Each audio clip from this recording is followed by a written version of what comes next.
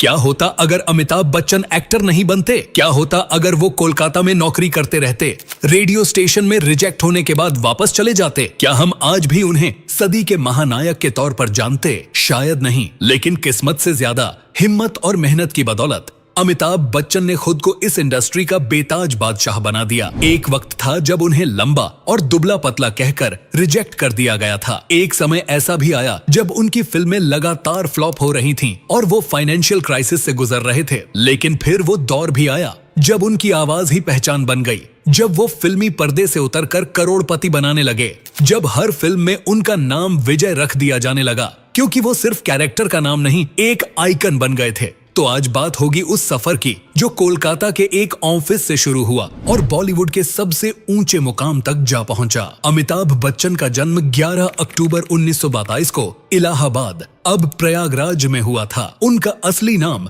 अमिताभ श्रीवास्तव था। उनके पिता हरिवंश राय बच्चन हिंदी के मशहूर कवि थे और उन्होंने ही अपने नाम से बच्चन सरनेम जोड़ लिया था, जो बाद में अमिताभ का ऑफिशियल सरनेम बन गया। उनकी मां तेजी बच्चन एक सामाजिक कार्यकर्ता थीं और थिएटर में भी गहरी रुचि रखती थीं। अमिताभ ने अपनी शुरुआती पढ़ाई इलाहाबाद के ज्वाला प्रसाद स्कूल और फिर शेरवुड कॉलेज नैनीताल से की। इस स्कूल में उनका शुरुआती परिचय थिएटर और परफॉर्मिंग आर्ट्स से हुआ। हालांकि उस वक्त किसी ने नहीं सोचा था कि यही लड़का आगे चलकर भारतीय सिनेमा का सबसे बड़ा सितारा बनेगा। दिल्ली यूनिवर्सिटी के किरोरीमल कॉलेज से ग्रेजुएशन करने के बाद उन्होंने कोलकाता की एक ब्रिटिश फर्म में RS 500 महीने की नौकरी की। लेकिन ये नौकरी उन्हें अंदर से खा रही थी। उनका दिल कहीं और था, सिनेमा में। वह अक्सर कोलकाता के थिएटर ग्रुप्स में जाते, वहां नए एक्टर्स को परफॉर्म करते देखते और खुद को एक अलग दुनिया में महसूस करते। 1959 में अमिताभ ने ऑल इंडिया रेडियो में बतौर न्यूज रीडर अप्लाई किया। उन्हें उनकी गहरी और भारी आवाज की वजह से रिजेक्ट कर दिया गया। आज जो आवाज अमिताभ बच्चन की सबसे बड़ी पहचान है, वो कभी उनकी सबसे बड़ी कमजोरी मानी गई थी।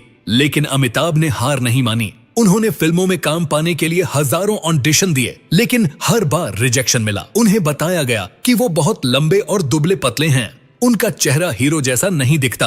कई डायरेक्टर्स ने उन्हें यह तक कह दिया कि फिल्म इंडस्ट्री तुम्हारे लिए नहीं बनी है। मानी 361 में उन्होंने अपनी पहली फिल्म 7 हिंदुस्तानी की। फिल्म चली नहीं, लेकिन लोगों ने नोटिस किया कि ये लड़का अलग है। फिर 1971 में आनंद में डॉक्टर भास्कर बनर्जी का रोल किया। इस फिल्म में वो राजेश खन्ना के अपोजिट थे, लेकिन फिल्म की पूरी लाइमलाइट राजेश खन्ना को मिली। अमिताभ की एक्टिंग की तारीफ हुई, लेकिन वो अब भी इंडस्ट्री में स्ट्रगल ही कर रहे थे। 1972-73 के दौरान अमिताभ बच्चन की 12 में से 9 फिल्में फ्लॉप हो गईं। बॉलीवुड के लोगों ने मान लिया कि ये लड़का ज्यादा दिन नहीं टिकेगा। कई डायरेक्टर्स ने उन्हें फिल्मों से बाहर निकाल दिया। अमिताभ के लिए ये वक्त सबसे मुश्किल था। एक तरफ नेपोटिज्म और स्टार किड्स का बोलबाला था, दूसरी तरफ उन्हें एक लीड रोल तक नहीं मिल रहा था। 1973 में डायरेक्टर प्रकाश मेहरा को एक नए चेहरे की जरूरत थी। राजेश खन्ना, धर्मेंद्र और शशि कपूर जैसे स्टार्स इस फिल्म को करने से मना कर चुके थे। फिर एक शख्स आया जिसने कहा, इस फिल्म के लिए बस एक ही बंदा सही रहेगा। वो शख्स थे सलीम जावेद। उन्होंने बम्बई टू गोवा में अमिताभ का काम देखा था और कहा, अगर ये लड़का जंजीर में का कास्ट होगा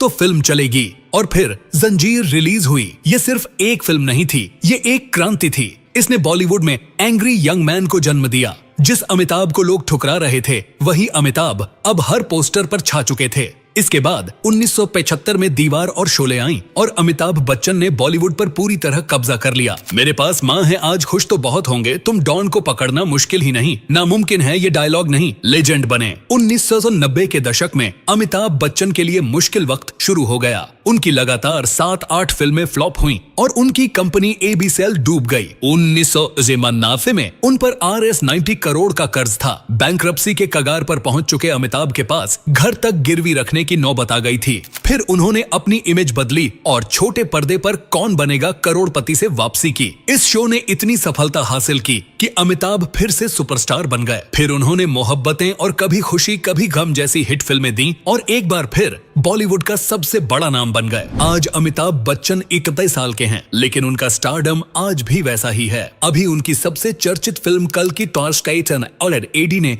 बॉक्स ऑफिस पर तहलका मचा दिया है। इसमें उन्होंने अश्वत्थामा का किरदार निभाया है। उनका लुक और परफॉर्मेंस इतना दमदार था कि उन्होंने प्रभास जैसे बड़े स्टार को भी ओवरशैडो कर दिया। इसके अलावा अमिताभ जल्द ही रजनीकांत के साथ वेतरन और दीपिका पादुकोण के साथ द इंटर्न में नजर आने वाले हैं। हर एक्टर हिट फिल्में देता है, लेकिन हर एक्टर आइकॉन नहीं बनता। अमिताभ बच्चन आइकॉन इसलिए हैं क्योंकि उन्होंने खुद को हर बार रीइन्वेंट किया। जब लोग कह रहे थे कि हीरो सिर्फ रोमांटिक होना चाहिए, तब अमिताभ ने एंग्री यंग मैन को जन्म दिया। जब लोग कह रहे थे कि सुपरस्टार का करियर 40 की उम्र के बाद खत्म हो जाता है, तब उन्होंने 60 साल की उम्र में करियर का दूसरा फेज शुरू किया। जब उनकी कंपनी डूब गई, तब उन्होंने टीवी पर आकर खुद को फिर से नंबर 1 बना लिया। आज भी जब 20-25 साल के नए एक्टर हिट और फ्लॉप से जूझ रहे हैं, तब 41 साल का ये आदमी बॉलीवुड के सबसे बड़े सुपरस्टार्स में से एक बना हुआ है। स्टार कोई पैदा नहीं होता, उसे खुद को बनाना पड़ता है। और अगर कोई अमिताभ बच्चन से सीखना चाहे कि कैसे संघर्ष से सफलता तक जाया जाता है,